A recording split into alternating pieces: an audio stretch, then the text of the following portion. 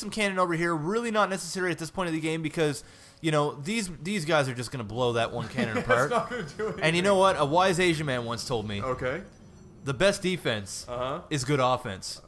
That's very wise information. And, you know, and I'm sticking to that because, I mean, what's better? To me, a properly microed stalker or getting, a couple of extra zealots out or getting that one cannon. And it's just, to me, is not a big thing. But here we are. It actually looks like he's got a blink up here. Yeah, he just got blink there. He's got an observer up. He needs to get out of there now, blinking up. And stalkers going down. The siege tank's going to be a lot of damage in here. And it looks like he might be able to. Oh, and those SCVs now running away. He needs to get out of here. He needs to get out of this base. These Marines and Marauders are going to come up here and ruin this guy's day, awfully bad. And here we go. These stalkers doing damage. And after this attack's done, I want to talk about something real quick. But it looks like, he wasted his blink. And now he definitely can't get out. Those tanks are going to tear him apart, and that's going to be the end of those 4 stalkers. That was an epic fail. I don't even think he killed a single Marine or Marauder. I think he might have killed maybe an SCV and a supply depot out of that. Maybe. But I want to talk about something real quick. And Zdra actually, I think it was Zdra that was playing Ivernus. Was it Zdra versus Ivernus? Anyways, I can't remember. In one of the games in the past, somebody went up to a Zerg's base, a hatchery, and started attacking that hatchery, just nonstop. And he wasn't going to kill it, but he was gung ho on taking it down. And in the process, he got it killed about halfway, like this command center is, and he's lost all of his units, and no damage was dealt.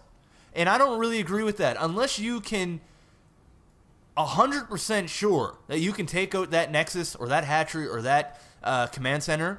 Don't attack that command center. Get rid of some supply depots. Kill some SCVs. Micro your units. Get rid of some units. Do something useful while you're in that base. Don't throw away all your units into the shitter. And here we go. We got a massive attack here for DurtyKeyLime. Gonna keep those siege tanks back and blowing up those pointless cannons. That's $300 that is just absolutely thrown into midair and completely wasted. Needs to get that immortal away from there. Or that is going to die. And, yeah, these cannons were worthless. Yeah, the ones down bottom, absolutely useless, 110%, especially against the siege tank. You know, if you're up against a Terran, the odds of you making incredibly good use out of your cannon, except for maybe a bit of deep... Why did he just warp down 3 Stalker just to send them to your death? Anyway... so the only thing that you're really going to get a good use of the cannons and watch that Nexus to get blown up in 2 seconds is, maybe they're doing a Banshee push. Maybe you scouted and you're seeing a couple Banshee coming your way. Okay, throw down a cannon or something around your Nexus to protect that. Beyond that, when you get into the mid game and he's rolling around with Siege Tank, you might as well forget using cannon to do anything but maybe absorb a little bit of damage, and even then it's not really worth it. And we're going to see this cannon go down as well before it gets any damage done. And that was actually a really nice force field. That was epically wicked. Cutting off DurtyKeyLime's units in half, and then he can easily take out half of the units instead of taking on all of them. That was an excellent force field.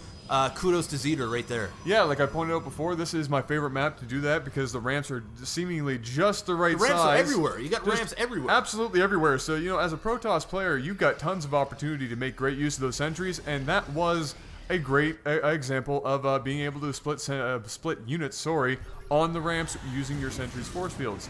As you can see, a little bit of a warp prison going in here because he is trapped in his own base. He's going to try and probably push out and get an expansion going somewhere. I don't think that's going to get him very far here because by the time he's got that solidified in any way, shape, or form, that Terran is going to be all up in his base doing all sorts of horrible damage and basically ruining his day. Yeah, Zdra is in a world of trouble right now. I mean, he is going over here, dropping off a couple of probes, maybe building a Nexus, starting up a second base, but he has 20 minerals and 600 gas, and DurtyKeyLime with 2,300 minerals, an expansion going up here in the base where he's going to float, and it's just going all the way bad. I didn't really like that siege tank placement. I would have kept them still outside here and let these units and the medevacs be the scout for them. Shield. Yeah, that's a whole lot of Guardian Shield going down, and I don't know who's going to survive this battle here. It's going to be really close. Probes taking some serious damage. Wants to get those Immortals in and do some damage before they die. A decent force field right there. It still needs one more force field right in here, so they're trapped there anyhow. So I guess that was a pretty decent force field, and it looks like that Immortal just went down, and he's actually going to survive this attack. barely, but he's only buying himself a couple of extra minutes with 3,400 minerals for DurtyKeyLime.